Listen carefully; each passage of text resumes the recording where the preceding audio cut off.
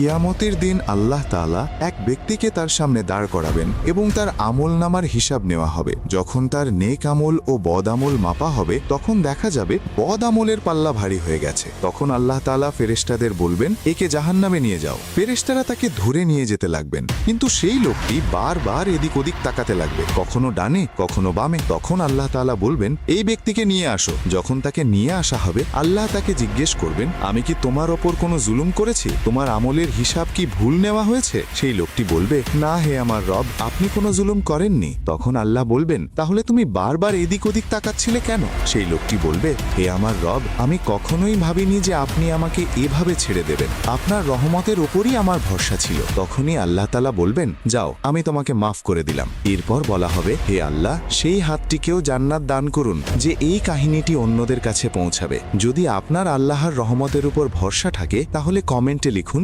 সুবহানাল্লাহ।